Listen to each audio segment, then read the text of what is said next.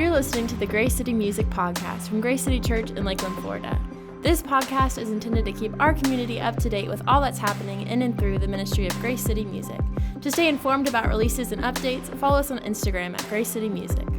Well, welcome to episode 6 of the Grace City Music Podcast. Thanks for being with us in this crazy season and tuning in and helping, this all just helps us stay connected as a team and as a church, specifically a worship team. So thanks for being on the journey with us.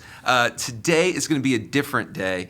One is because the topic that we're talking about, the structure of the show is going to look a little different. And we also have Pastor Andrew with us. How are you, Pastor Andrew? I'm doing really good. You doing good? I've been watching these, and I was wondering when I was going to get invited to do one of these. And we finally, there's Julie Chernak, and she finally got you in. Okay. Yeah, she finally. She got it on my calendar. Yeah, that's a blessing. Julie finally made it happen. You feeling good today? I feel really good. Yeah, I feel really good. Good. We got a lot of cameras and lights in here. Yeah, and I'm not used to this. It's like when Jesus was talking to the Pharisees about how it's all about, the outside of the cup. It's all about image, and it doesn't matter what's going on inside. It's all about what's God outside, doesn't really right, care Pastor? about that stuff. Yeah. All he cares about is how do I look in this jacket. Remember he was talking about that, the Pharisees? Yeah, that's all he cares about. Thanks for being here today. Of course. I have our production lead, Dominic LaPenza, with us. Yes. How are you, sir? I'm doing very well. You're doing It's been good? a great day. Yes. You got over this is the second podcast in October, but you just got us through our 5-year anniversary. Amazing. That was like a big thing for you. You redesigned the stage, all that sort of thing. Yeah, that was awesome. It was a big challenge to take on. Just from redesigning it, last stage design we did, I changed up all the LED wall, but this time it was all the lights, all the LED wall, and to do it all in a week was a lot. So it was like painting the stage, pulling lights from Chapel campus, hanging the lights. R.I.P. Chapel campus. Finishing the giant cake that Bobby Pinellas popped out of. Oh, that was a good moment. It was like 4 or 5 different projects I was trying to coordinate all at the same time, and it turned out really well. It was a great day. So when you have a week like that, when do you find time to work out? Like when are you? Oh, that's true for Dominic. Dominic, for those that don't know, Dominic loves the gym. He's always posting in the gym. He's always listening to heavy metal in the gym. Yes. So yeah, when you're doing like these crazy long days, where do you work in? Honestly, that whole week I wasn't able to go to the gym at all. Oh my, that's shocking. But I mean, a lot of it's because I'm constantly standing, I'm constantly walking around, trying to hang some of those lights. That is your heavy. workout. Yeah. You're just getting the shoulders in right here, just doing this. Like hanging the lights, because sometimes like you're holding these like very heavy lights and they're large, and the only way you can hang them is to hold it in front of you. So with like one hand, I'm trying to hold this light up while like cranking down the clamps with the other. That is your workout. I got to get up and on so the like lifts you with get you down more. and it's like, your upper body is just like Exhausted. It was funny when because I noticed by the end of the week all my clothes were fitting a lot better. So I got lost. like All the unique angles. Yeah, Got it was working out. Well, thanks for your hard work, man. That was a fun thing. Jasmine French is here. What's up, everybody? What's up? Double Dipper. Double Dipper. What was the last episode you were on? The first one. The first one Justin ever. Bieber story. Talking about how you met Justin and all that sort of thing. Have you guys What's Justin? Justin Bieber. Oh. Because when you say Justin, I'm from the generation of Justin Timberlake. Oh. Sorry, I should have clarified So for for you. me, Yeah, okay. Justin Bieber. Okay, Yep. I was just... Both Canadian? No. No. Timberlake's Timberlake's from from Nashville, I believe, Yeah, the actually. South. Yeah. Yep. That's Didn't know great. that. How's GCLI? It's great. Still, Third year, you haven't burned out yet? No, not yet. Not yet. It's Great. not time for that yet. Why I just brought up burnout is the topic that I wanted to talk about today. You hear that word sometimes, like in ministry, burnout. Yeah. What does it even mean? What does that mean? Does it even exist? Is it a real thing? Is it a real thing? I wanted this specific table to kind of talk about this because I think there's a lot of things at play about one, being healthy, whole, maximizing your gifts and your talents without burning out. You know what I mean? Like making the most, and how do we steward our energy, like energy management. I think you said that once to me. It's like energy management is even more important than time management. Totally. And so I want to kind of get into that today. And I think there's also this unique thing of this table of that all you guys love what you do. And I think that is like Dominic loves tech and audio and music and bands. And so but he chooses to give that to the church. So there's all kinds of things like when we tap into our passion, what does that have to do with our burnout? So I kind of wrote down just a few things. And my first thing that maybe I wrote down was, Andrew, you've maybe been in ministry definitely longer than anyone at this table. And I know you're still a young guy. You're young, young pastor. 38 years old. Oh man. Yeah. I'm like the same age as her mom. My mom just turned 40. Okay. 2 years younger. So I'm about a year and a half younger than her mother. That's really weird. Shout out. Yeah, that's really My weird. mom was a young mom. Shout out to Jasmine's mom. Shout out to Jasmine's mom who had my back when it counted. Andrew, in your time in ministry, church world, you got saved when you were 17, kind of found a church right away. Yeah. What makes great leaders give up? Oh man. I think a lot of things. When I was 17, started going to church and immediately got involved because I had never seen anything like the church. Mm-hmm. I'd never been around it. I'd been on sports teams and things like that, but I'd never been around church. And I just I loved everything about it. And I had that sense of it didn't matter what I was doing in it. I just couldn't believe that they let me do stuff. So whether it was vacuuming or singing or whatever, hanging out with a couple people leading a group, just whatever it was, I was like, man, I can't believe they're like letting me do stuff because I'm nuts. You know what I mean? Like, and I think, and for me, I just have always tried to hold on to that, just the gratefulness. Better is one day in your courts than 1,000 anywhere else. Totally. And I think that stuff either we believe or for some reason we don't. And I think for me, I think a reason why I think leaders give up is because consistency is hard in anything. Marriage, jobs, health. In anything. It doesn't matter what it is. Consistency is hard. Working out, like having good relationships, it's just hard. So it's just easy to do what your flesh wants to do. And I think sometimes once we fall out of a pattern, this is my concern actually a little bit with COVID right now, is that if you get used to watching church on TV and you're developed, and what started out as a necessity, we all had to do it, that was our option, can turn into this is kind of a lot easier than getting the kids up, getting them dressed, no doubt, getting in the car, seeing that person I don't really like, and at church, and driving there and dealing with the parking and all that kind of stuff. It's kind of easy to just sit in here, and I just think we need constant reminders that our spirit is in charge, not our flesh. That's great. And so I think a lot of times people quit. I think the other reason why people quit too is they don't know how to stay in the game when they've had character hits. And I think a lot of people quit too because they're embarrassed. They're a part of a community. They make a mistake. They're embarrassed. Which we all do. And then they bounce. And it's like, oh man, you didn't get restored in your community and you thought the easier thing was to leave. And so I don't know. I think there's a lot of reasons why people quit. But I think the primary reason is just easier. Yeah. No doubt. I remember when we were getting ready to plant the church over 5 years ago now, we watched a series of ARC videos by Pastor Chris Hodges. A lot of interesting stuff that stuck with me to today, stuff I have on my laptop on stickies and stuff like that. And I remember one of the things was that he says was there's going to be washout. Disciple 20 to get the one. And I remember that at that time, that was really almost like a depressing thing to hear at first, oh really? I'm going to invest and believe in 20 leaders and really... now 5 years into what we're doing, it's really, really true of going and it's almost have to guard your heart from almost being discouraged by other people's decisions. That sounds even weird to say, but of going man, people are worth it and they're worth getting up over and over again. Well, and you have to get overly excited about the ones that do say, what gets me excited is at one point you were one of the 20. Yeah, no doubt. And now here we are 15 years later, and how God is using you is unbelievable. And Jazz, it's man, she's one of our GCLI students, and man, you were here and you're still here. And Dominic, you were rocking with us at SCU and doing that stuff. And here you are. So for me, I just stopped focusing on who wasn't there so much and being overly discouraged by that and letting that bum me out or burn me out and going, I'm just pumped for some do work out. Yeah, no doubt. And that's great. That's exciting. I love that. Yeah. Here's a question maybe for Dominic.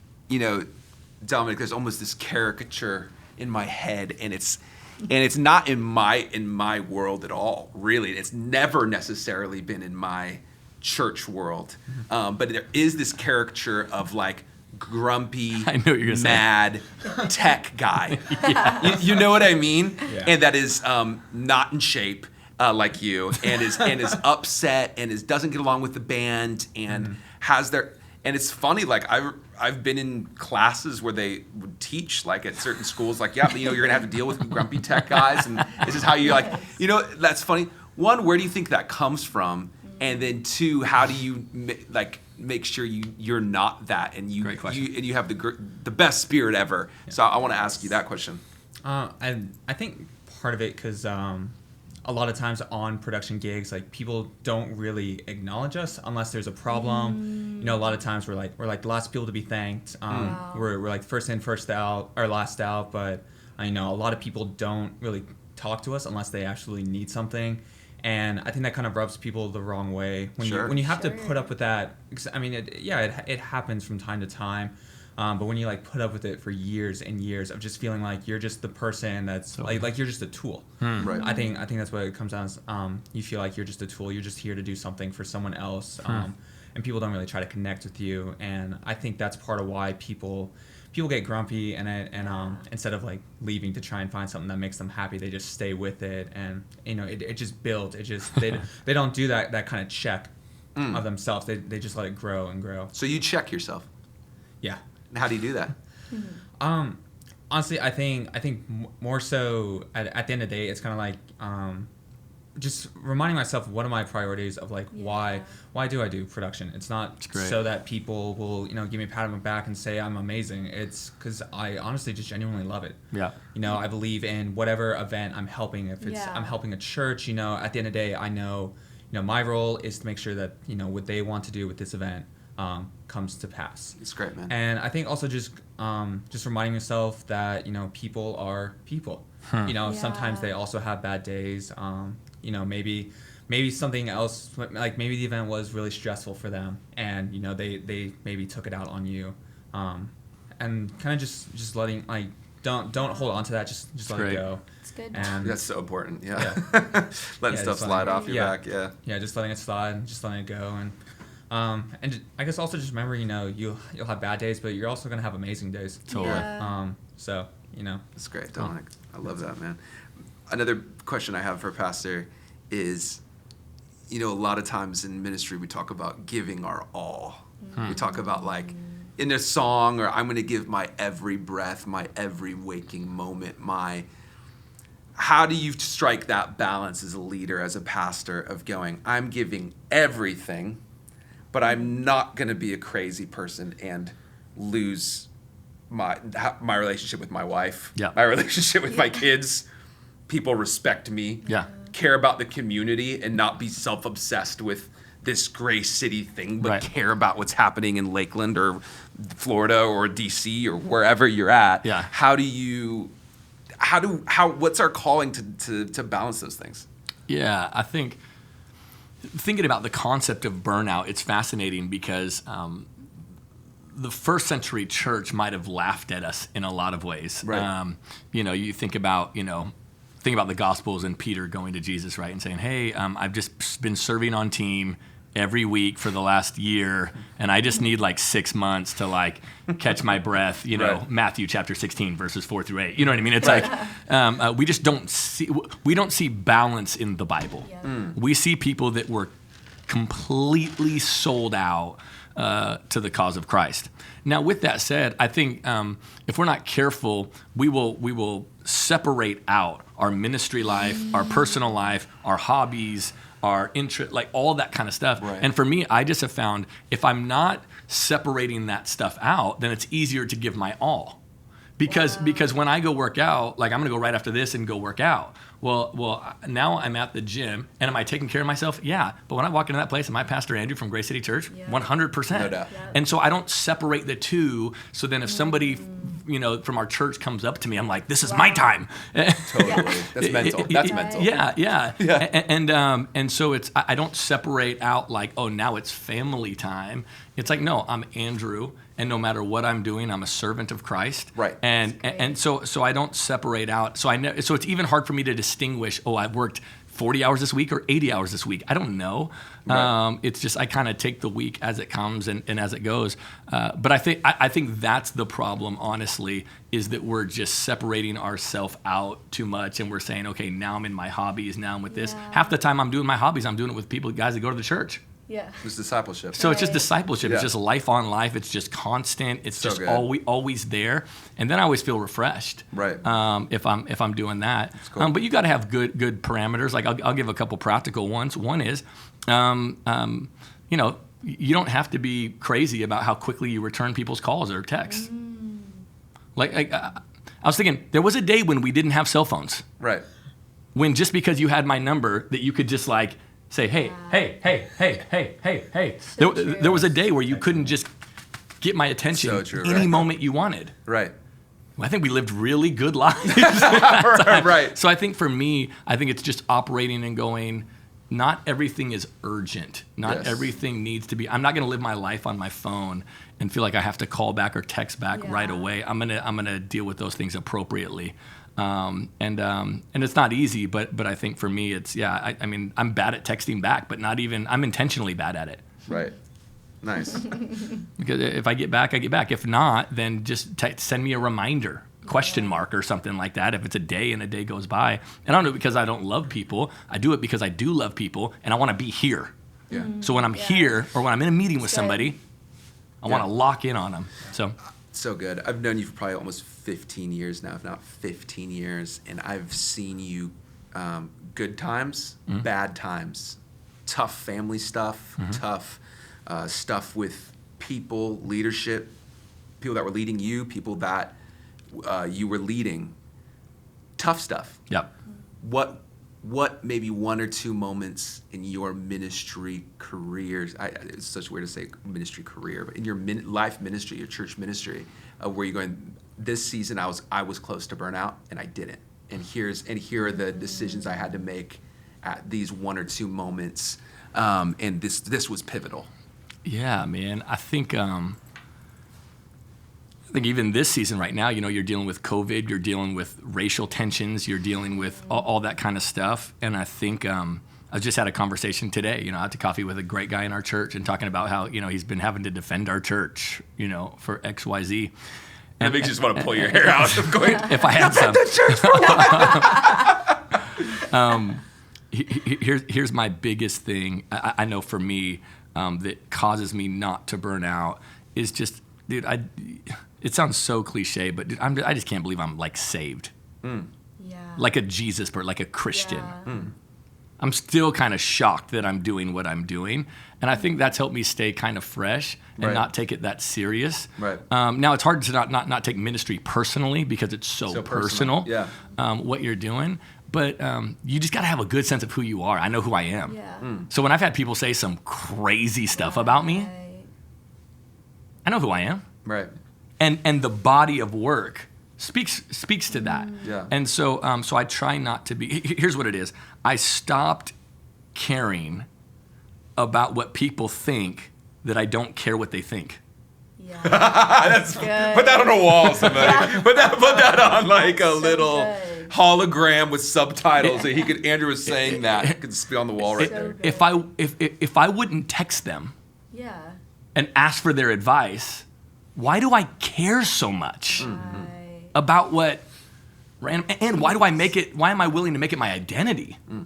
Nope, that's not who I am. It's not, again, easier said than done, but I mean, I care about what people that I really value their opinion. I care what my wife thinks about me. I care what my kids think about me. I care what our staff thinks about me. I care what our interns think. There's levels to this. No doubt. And so I think for me, that's just been the ticket. And and to be honest, I'm so dang competitive.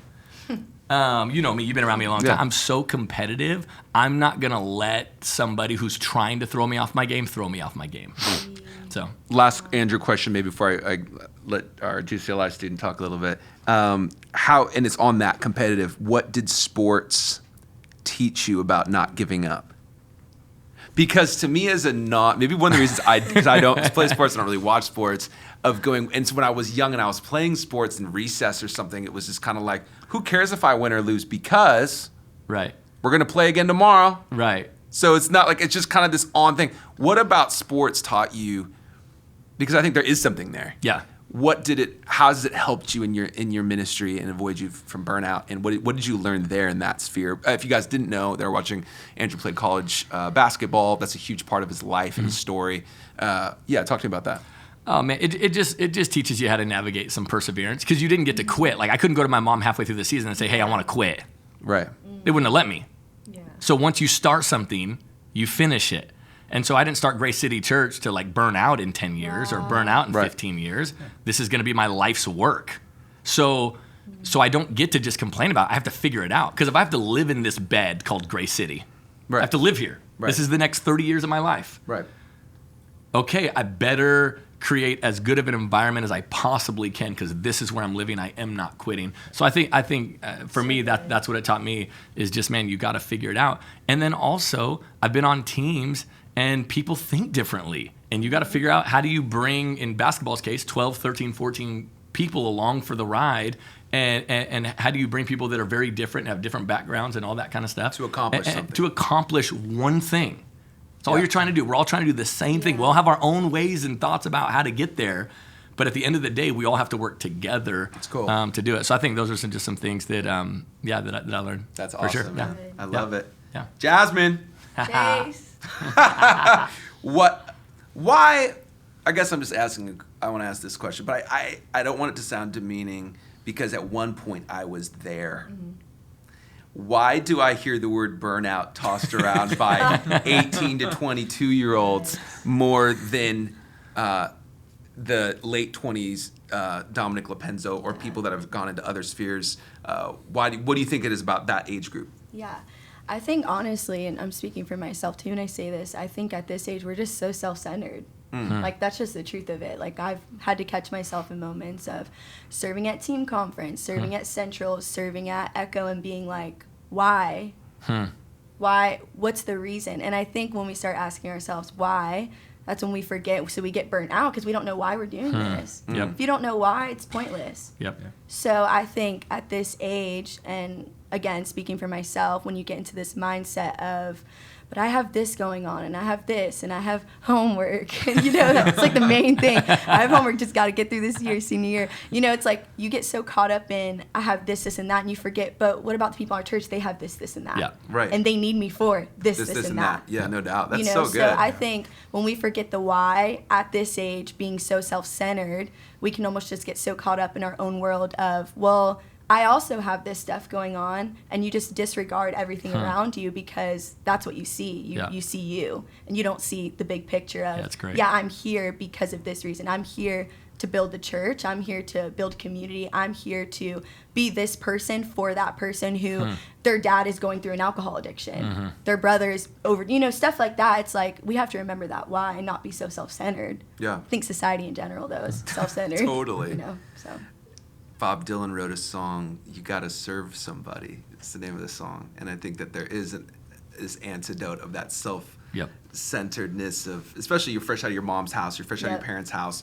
You're not living in a house necessarily with another human yet that you gotta serve. And maybe you're having kids that you gotta serve. And all of that is an antidote to that self-centeredness. Right. And so I think you're making a really wise decision doing GCLI and serving in this season of your life, because I think it's an antidote to that me monster for sure. Yeah, no doubt. How come you think, you talk about for your generation, how come you think there is such a, I mean, I have ideas, I have thoughts, but why would you say that generation, outside of maybe just something more elevated than maybe just immaturity, but like would go, hey, this is why I probably think we're a little self-centered at times. Why do you think that is? I think the main one everyone would say is social media. I get to have an Instagram that is all about me, and people are following me to see me. And I've caught myself in that where I'm like, all right, what am I posting? Like, am I posting things that are pointing people to the church I'm serving at? Am I pointing people to Jesus? Or am I just always posting about me and cool stuff I'm doing? And like, of course, it's our Instagram. Like, we're going to post, dumb stuff, like fun stuff with our friends, selfies, whatever. Right. But it's like at the end of the day, that platform was made to uplift us. Right. Like it's our Instagram. Totally. So I think things like that, I think even what Chase was saying, this age group of, and again, I literally last week was like crying to my mom. I was like, I'm stressed. Like I have this and that, you know? So I honestly feel really challenged like having this conversation because I was literally just there last week. She had to drive to Lakeland to like have a day. That's beautiful. So That's a I was good like, mom. I need That's a some good time. mom. That's what's up. But Shout out to Jasmine's mom. Yeah, shout out to Jasmine's mom. Jessica French A real ride or die. for Grace City. She doesn't even go here, and she says she'll die for this church. Exactly. She's lovely. But I think this age group, we know a practical thing, a realistic thing, real life thing is we just moved out. You know, I'm only 4 years out of my parents' house. Yeah. We're at my parents' house. My mom was cooking for me. My mom was cleaning, kinda, not really for me. She was cleaning, but not for me. You know, so now I'm living with 6 girls, and it's like we're in charge of our dishes. We're in charge of cleaning our room. We're in charge of buying groceries. Hello. Yeah. So it's like, I think for us, when we have finally like started to get out of this bubble, that's why it starts to feel overwhelming because we never really had to do that. Totally. And I'm not saying there's people my age who have been on their own, honestly. Sure. Like my friend Bianca, she's someone self-sufficient basically her whole life. But it's like people like me, I'm blessed to have amazing parents who have taken care of me. But also it's like we're in that adjusting period where it's like we're trying to get ourselves together and we think that, okay, it's all about me, because that's all we're seeing. So I think even something like that, like not living in our parents' house for the first time forever is kind of like an eye-opener where you're like, yeah, it's really not all about me, but you still feel that way sometimes. Totally. You know? Not have anyone telling you what to do. And that's either. that's growing pains too. You know what I mean? I think what you're talking about, it's not always to feel that feeling of burnout isn't necessarily always like a bad or sinful thing. No. It's like, this is something new. Right. God's stretching you and making you and widening you and introduce to something that's maybe groceries won't be stressful to you in 10 years. Right. Maybe, paying these bills won't be stressful to you in 10 years, but something else will. And now something else is stressing me out. You know what I mean? It's like, it's interesting how life works in that way. Yeah, no doubt. I mean, I definitely think burnout is a real thing, but I also think, and as you kind of hit on this too, I think it's when people are trying to be something they're not. It's exhausting 100%. to try to be something you're not. Like I said, that's why I don't try to have a duplicitous like view on my roles, fatherhood, husband, leader, pastor, preacher. I don't have a duplicitous because if I'm just being me and refreshing others, right? Those who refresh others will themselves be refreshed. That's a heck of a lot easier to do, to go, I feel like I got to be boom, boom, boom, boom, boom. Right. And it's like, a question I get a lot is like, okay, so when are you going to write your first book? And I'm like, I don't feel like I'm called to write a book right now. Yeah. Right. Just because pastors who pastor churches our size, they write books. And that would exhaust, the thought of that burns me out. Yeah. So maybe one day that there'll be a grace for that, and that's fine. But I think you got to be you and do what God's called you to do. And I think 100%. A real big reason why people are so tired is it's exhausting to be somebody you're not. Yeah, it's just so tiring. And I think we do see that in ministry sometimes, as people all of a sudden will be gone. That'll have been with us for a season, and then you go, were you not there, or were you not? I mean, we talked about this on episode 1 or 2, I think, of going like, were you not there in those worship nights when the whole place was packed and our hands were raised, or those prayer meetings where our faces were on the ground and God was moving? It was like powerful, tangible presence of God. Or were you just kind of here to meet chicks and like maybe get a job and like maybe like, wear cool clothes with your friends? Maybe that's what it was about for you. Yeah. Scary. Interesting. Yeah. And I feel like we have seen that. Yeah. And we'll sometimes see that with interns where all of a sudden it's like, they dress really different like 2 weeks ago. But it's like all of a sudden, but that's interesting, just thought on identity. Oh, it's huge. And I think that the reality is that, again, that's why I always go back to, man, I can't believe I'm a Christian. Forget leader, pastor, Grace City Church, guy, whatever. It's just like, man, my name is written in the Lamb's Book of Life. Right. And then out of that, all gravy. Yeah. It's all cheddar. Yeah. Eternity. It's eternity with God. 100%. And out of that, man, I get to show up, and give my life for that. 100%. Beautiful. Yeah. As we conclude, Pastor Andrew, would you maybe just pray for maybe, the team's watching, we send this out to the team, email, they can watch it YouTube, Spotify, wherever their Apple, whatever their thing is, of maybe going, man, they are feeling major burnout vibes. Yep. And maybe this is quarantine and they're more, feeling more in their flesh than ever, and their Yep. marriage is more on the rocks. They've been stuck in a house together for a certain amount of time, or whatever it is. Could you maybe just pray for our team and just that God would lift their head, and God is kind of what you're saying, that joy of our salvation, eternity of God, death, where is your sting? Yep. It's like, let everything else, this election, whatever's going on, just like roll off our back and have joy that we're together and we get to live God's life in his house. You know what I mean? Totally, yeah. And I'll pray in just a second, but when you said that, it actually reminded me, I think right now too, it's so important, because oftentimes people think that burnout is caused by the amount of stuff you're doing, and I don't think that's true. Burnout is caused by what you're doing, not the amount of it. I've never been more busy in my life, and I've never felt more fresh. Wow. I have two 22-month-old twins and married, and the church is doing what it's doing. And so I think right now with COVID, what COVID has done is we actually have less outlet to serve people than maybe ever. Totally. And so I actually think there's a better chance that we're probably burned out more right now. That antidote, serving other people. Because we're not like this as much as we normally are. So Great point. I just want to pray for that people, man, God would give people an outlet for service so that they can be refreshed. So let's pray. Good.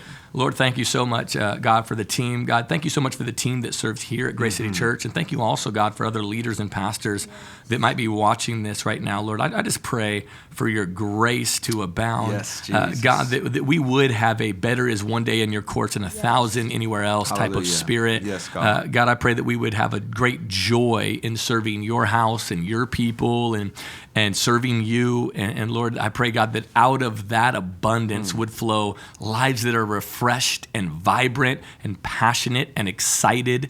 And God, I just pray, God, the follower of Jesus needs to walk with joy, especially in this season right now, God. I pray, God, and I just come against any sort of cynicism and frustration and anger and apathy. And Lord, we just pray, God, that you would do something significant in and through our lives. For we know that when you use us, God, to elevate other people's lives, man, that is refreshing. That's right. And so, Lord, I pray for all those that would feel tired, bogged down, heavy burden right now. We bring all of our burdens before you, for your yoke is easy and your burden is light.